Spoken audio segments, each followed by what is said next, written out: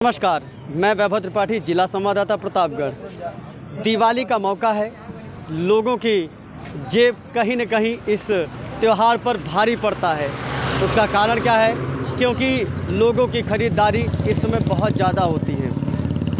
दुकान सजी हुई है, कुछ मूर्तियों की दुकान है, कुछ यहाँ पे बर्तनों की दुकान है, कुछ मिठाइयों की दुकान है, कुछ लाई गट्टा और अन्य वस्तुओं की दुकान है।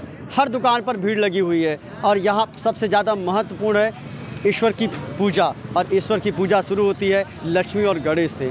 लक्ष्मी और गणेश की मूर्तियाँ दो तरीके की आती हैं, एक प्लास्टर ऑफ पेरिस में है और मिट्टी की बनी होती है। लेकिन अधिकतर जो हमारे इनके कस्टमर आते हैं वो पहचानने में उनसे भूल हो जाती है। और मान्यता है, हिंदू धर्म में मान्यता है कि जो मिट्टी के बनाए हुए जो मूर्तियाँ होती हैं वो ज़्यादा शुद्ध मानी जाती हैं और उसकी ही पूजा होती है। आज मैं अपने चैनल के माध्यम से अपने दर्शकों को ये बताना चाहूँगा किस तरीके से आप दोनों मूर्तियों में अंतर जान सकते हैं। आइए साथ में यहाँ पे ये दुकानदार हैं, इनसे जानने की कोशिश करते हैं दोनों मूर्तियों में अंतर क्या होता है। क्या नाम है आपका? मेरा नाम सतीश चंद केसरवानी है। सतीश चंद जी, जैसा कि मैंने भी आपने सुना मेरी बातें कि लोगों की जो भूल होती है मिट्टी की जो मूर्तियाँ होती हैं और प्लास्टर ऑफ पेरिस, दोनों में क्या अंतर होता है, इसको थोड़ा हमारे दर्शकों को बताएं। देखिए, प्लास्टर सस्ता पड़ता है, इस कारण कस्टमर ज़्यादा डिमांड करते हैं उसकी। तो अगर मान लीजिए एज अ कस्टमर मैं जानना चाहूँ कि कौन सी मूर्ति प्लास्टर ऑफ पेरिस की बनी हुई है और कौन सी मूर्ति आपकी इसकी बनी हुई है, प्लास्टर ऑफ पेरिस की बनी हुई है, ज़रा मुझे दिखाएं। दोनों मूर्तियों का अंतर मैं अपने दर्शकों को बताना चाहूँगा। इसको ज़रा बारीकी से देखेंगे तो आप समझ सकते हैं। ये देखिए प्लास्टर ऑफ पेरिस की है, ज़रा इसको पास से दिखाएं।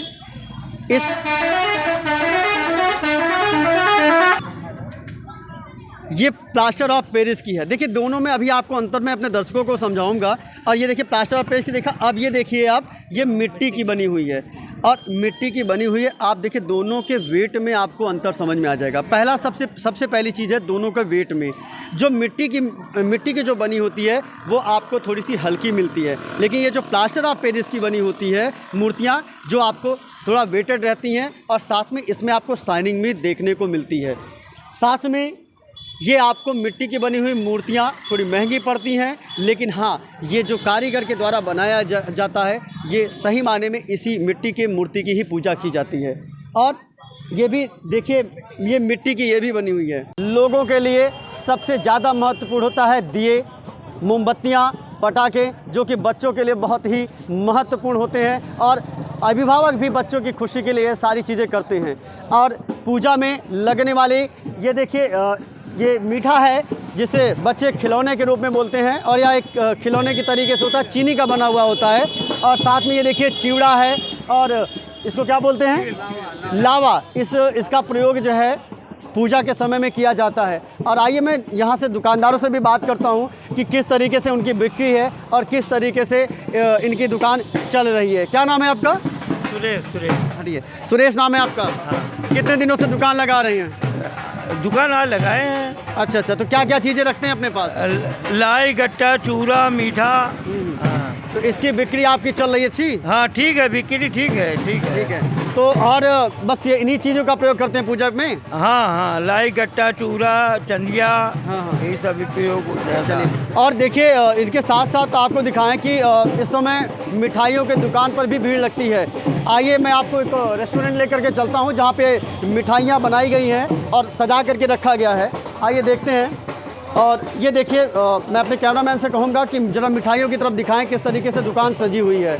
लोग मिठाइयाँ खरीद रहे हैं और जो भी दीपावली में जो चीज़ें उपयोग की जाती हैं उनको बहुत ही बड़े ही प्रेम के साथ खरीद रहे हैं। आइए मैं बात करता हूँ यहाँ के दुकानदार से। क्या नाम है आपका? सुजीत भैया। सुजीत, ये बताइए कि इस समय सबसे ज़्यादा बिक्री किस चीज़ की है आपके यहाँ? मिठाइयाँ बिक रही हैं। मिठाइयों में सबसे ज़्यादा किस चीज़ की मिठाई बिक रही है?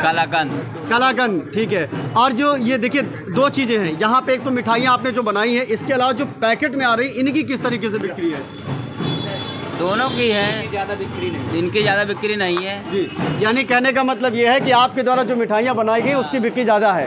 तो अच्छा बताइए कि आपके यहाँ सबसे स्पेशल मिठाई क्या है, बताइए। खजूर का लड्डू है। और आगे आइए। खजूर का लड्डू है क्या क्या रेट है खजूर का लड्डू? 600। 600 रुपीज़। हाँ।